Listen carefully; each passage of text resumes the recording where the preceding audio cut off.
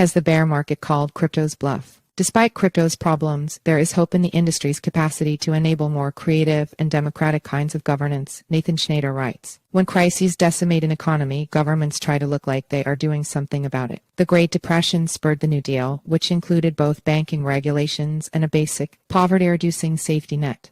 The Great Recession brought about far less after millions lost their homes, but Congress could at least pretend that it passed necessary financial reforms. But when the crypto economy collapsed over the past couple of years, with stablecoins losing their peg and non-fungible tokens NFTs revealing themselves as worthless jpegs, what did the ecosystem learn? Nathan Schneider is professor of media studies at the University of Colorado Boulder, where he directs the Media Enterprise Design Lab. He's also the organizer of Exit to Community, the Metagovernance Project and Start.coop. This essay is based on an X thread here. Stuff fell apart and people got hurt. But crypto leaders didn't take responsibility. Instead, they turned to governments to clean up the mess with lawsuits and prosecutions, while also demanding favorable regulations. Unsurprisingly, especially after getting caught playing footsie with Sam Bankman-Fried, lawmakers have not been buying it. The past year has called crypto's bluff, at least on the claim that this tech would be the basis of a better, fairer, more just financial system. As legions of newcomers saw their tokens become worthless, the protocol designers offered little consolation that this wouldn't happen again.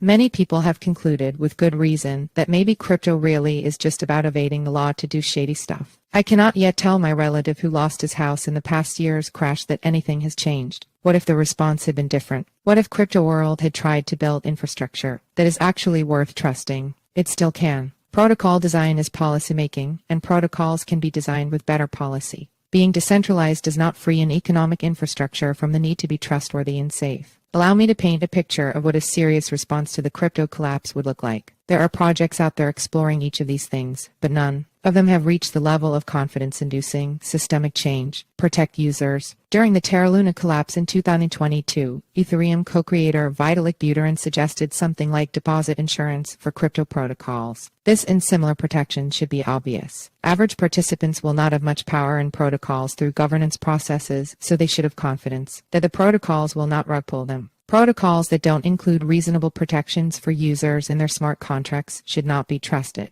Expect transparency. End the era of trusting crypto bros. Core protocols should require certain levels of transparency for contracts that run on them. FTX-style shadow transactions should not be possible for public services. In public stock markets, regular disclosures are required of all listed companies. The real-time data on crypto ledgers means that we should be able to expect more transparency from DeFi, not less. Privacy for users, but bright sunlight for public services. Validate governance promises. What makes me most hopeful about crypto is its capacity to enable more creative and democratic kinds of governance for online life. But too often the promise of decentralized governance conflicts with the reality of projects that hand power to a few insiders with little accountability. Clear and decentralized governance should be expected for public apps to ensure they walk the walk of democratizing talk. Systems should be transparent and audited. An organization I help lead, the Metagovernance Project, is working to enable this for decentralized autonomous organizations DAOs with the DAO Star standards. But standard setting should support, not inhibit, the kinds of governance innovation that sets crypto apart. Embed adjudication. Before state courts get involved, participants should have a chance to bring their grievances before a well-designed, independent, decentralized court system. Tools like Claros and Aragon Court show that such systems are possible, though there is still a lot of room for improvement. Nobody should trust a contract that doesn't include recourse. Enable restitution. Despite using crypto wallets for almost a decade,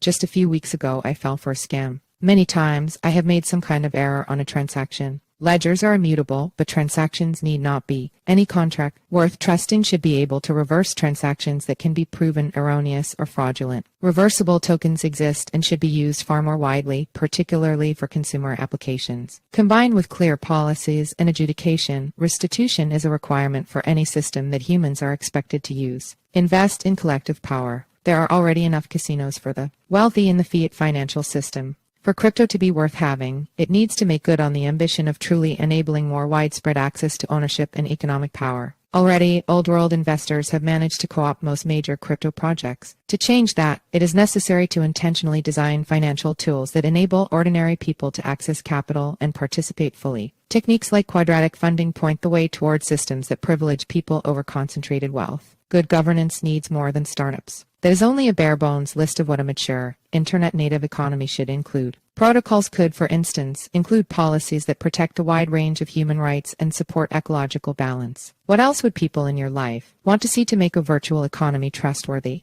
The story isn't over. The development of the Layer 2 ecosystem opens doors for a race to the top toward infrastructure worthy of taking seriously. I can't emphasize this enough. Protocol design is policymaking, and each new protocol is a chance to make better policies. I don't think, however, relying solely on markets and investor incentives will do the trick. Reliance on economics alone is a limitation on governance as well as on design at every level. See also, tokenization might be a $5 trillion opportunity. Bernstein, if there is still promise in crypto, it means recognizing that the ecosystem is a commons and it must be designed accordingly. Designed not for the speculators, but for those with the most to gain and the least margin for error.